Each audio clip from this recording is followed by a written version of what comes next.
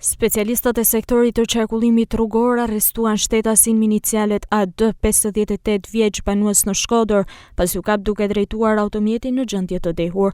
Gjithashtu, këta specialist referuan materialet në prokurori, ku nisi procedime penal për shtetasit me inicialet LS 61 vjeç, banues në fshatin Kullaj, GP 67 vjeç, banues në fshatin Paqram dhe IA 77 vjeç, banues në fshatin Vukatan, pasi u kapën duke drejtuar motomjete pa leje drejtimi.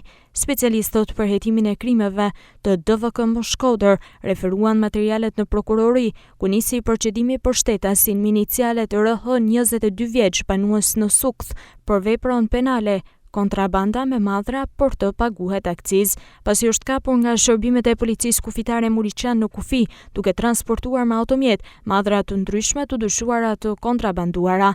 Madhrat u sekuestruan në cilësinë e provës materiale.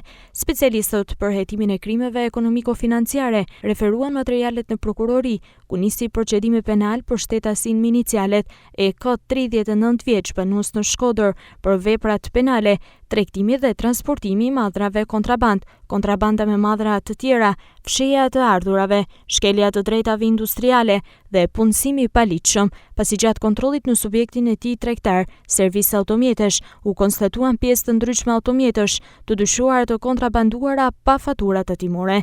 Në cilësinë e provës materiale u sekuestruan 50 pjesë automjetesh.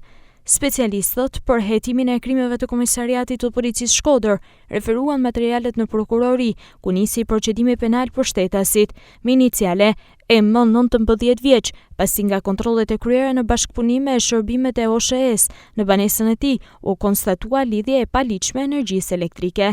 BO 38 vjeç, banues në fshatin Vukatan, pasi ka ushtruar dhunë psikologjike ndaj bashkëshortes së tij.